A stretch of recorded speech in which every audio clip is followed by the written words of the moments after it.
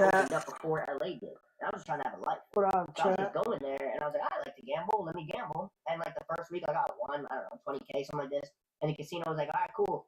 If you want to come back next week, we'll give you like a room for free. I'm like, oh, sweet, like a free trip, you know? Then I'd win again, and they're like, oh, if you want to come back next week, we'll also pay for your commercial airfare. I'm like, oh, cool, they're going to pay you like everything.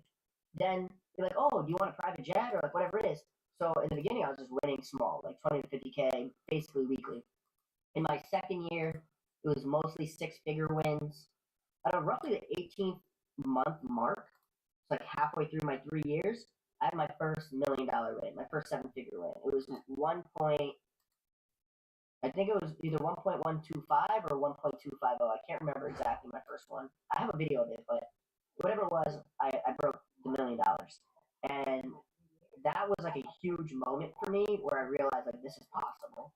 And we locked in. It was me and my best friend Ian. We just locked in, and at that point they became $1 million wins. And then for the balance of my third and final year, before getting like perma-banned everywhere, I averaged out to be $1 million a week winner. Okay. Now you say you don't count cards. I mean, I can count cards. Counting cards is not hard, but no, that's not my strategy. But counting cards is not hard. Okay, counting cards means you keep track of what's still in the hand and what cards have gotten played, and you're working out, the statistics, the percentages based on what's going to come out based on and so forth. Yeah. Do people count cards on a high level? For example, you ever see the movie Rain Man? Sure. Dustin Hoffman was like autistic, and he could just sit there and just,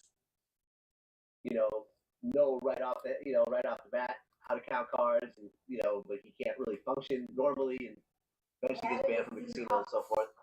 Right. Are there actual card counters that have the type of brain that they can count cards all day long? Yeah, for sure. You met people like this. Yeah, no, tons of them. Okay, but the casinos try to stop this. Yeah, so some of those brightest card counting minds get hired to work for the casino in surveillance, and they help two things. They help hands-on, like with actual watching live in real time, catching card counters. They watch back tapes of suspected card counters, and the guy who's like a bright mind at counting cards goes, yeah, he's counting cards. Or the third way is they help create software. They help give the software developers the data that they use in their brain to count cards or to catch a suspected card counter, so the software can pick it up also. Okay, but counting cards is not technically illegal. It's not illegal. If it was illegal, they'd get arrested. Right, exactly. Yeah, it's just frowned upon. Right. It's bad for business if you're a casino owner.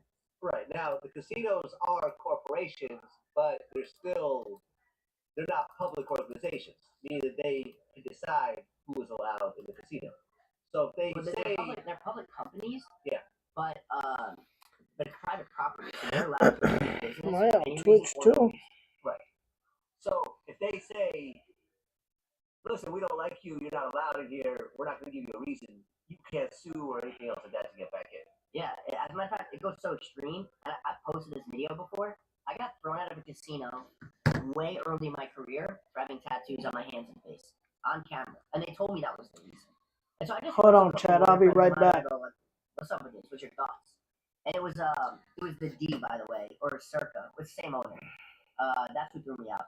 And the lawyers go, having tattoos is not a protected class. Like your suit wouldn't have validity, So they can throw you out because they don't like the way you look, and it happened to me on camera. Okay. Your single biggest night, how much did you win? My single biggest session win was $11,526,000. $11,526,000. Clearly, that number is stuck in your head. Yeah. How long were you playing for to win that? It happened over a 7-day period, but I was short playing the whole time. So I'd play 3 minutes, 5 minutes, 15 minutes, 4 minutes, and over 7 days it accumulated to a little over $11.5 million. So you would jump in, play for a couple minutes, and leave? Yeah. Like flat bet $250,000 a hand. So you can deal. Well, you're playing $250,000 a hand. Yeah, that's what I bet. Yeah. Okay. Yeah, so if you can deal fast, and some dealers are faster than others, but also I pressure them to deal fast. I don't need you to take longer. Like, there's no need. Like, I don't need that suspense. Like, I made a decision. Give me the cards. Did I win or not? So if you deal fast and I play 4 hands, I could win $1 million in a minute. Okay. What's the most you lost? $8 million. $8 million. Yeah. How long did that take? Like a whole night. It took me a whole night to lose that. How did you feel at the end of the night? Technically, okay. To answer that question, it wasn't. I had gone in the beginning when I was down like 5 million, between 3 and 5 million.